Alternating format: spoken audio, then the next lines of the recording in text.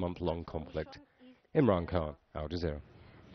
Well, is a diplomatic resolution to the conflict even possible, especially when you have two opposing camps, one in support of the regime and the other in support of the opposition?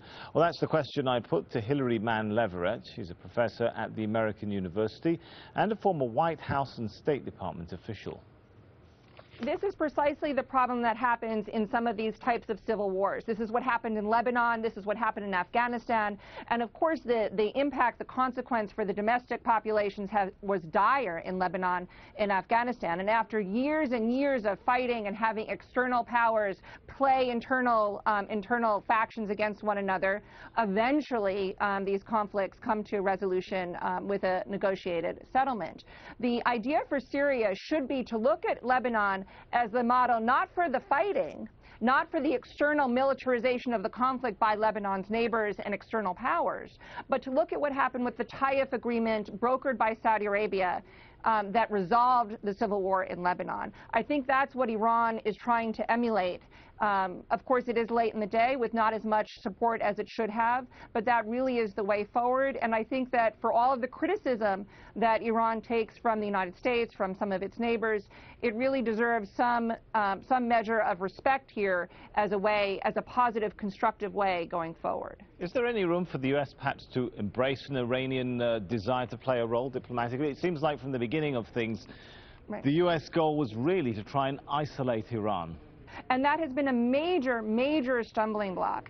We dealt with Iran actually over Afghanistan. I personally worked for the Bush White House, and I personally was part of the U.S. negotiations with Iran over Afghanistan. And that was critically important because that brought Iran into the problem with Afghanistan in a constructive way that allowed us to go forward in a constructive way. We have chosen, the U.S. government under the Obama administration has chosen to deal with Iran precisely in the opposite way, to try to isolate them and make them the problem. This is a fatal flaw in the U.S. strategy and will lead to, I think, a further decline in U.S. influence in the region and a further uptick in Iran's influence in the region. Precisely the opposite, of course, that the United States wants to happen. Really, if I could jump in here, Hillary, this really begs the question, is the ultimate goal here to see a new situation arise in Syria from the Western perspective, or is the real concern here containing Iran, containing Hezbollah, and creating a new regional order, and Syria is just the avenue to achieve that? I think Syria is very much the avenue, is very much the piece on the chessboard here for the United States. For the United States, its strategic ambitions in the Middle East have been, are, and will continue to be focused on oil and Israel.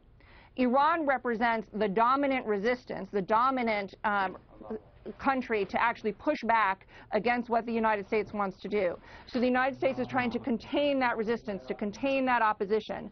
And the Obama administration thought it had a window of opportunity to do so when this revolt happened in Syria in March 2011. It has failed, and the result is the United States has tried to increasingly militarize this conflict, and I think a desperate attempt to contain Iranian influence. That's a problem because in the information age, which Al Jazeera is really on top of, the issue is not who has the most guns, who can use the most force, it's who has the best narrative.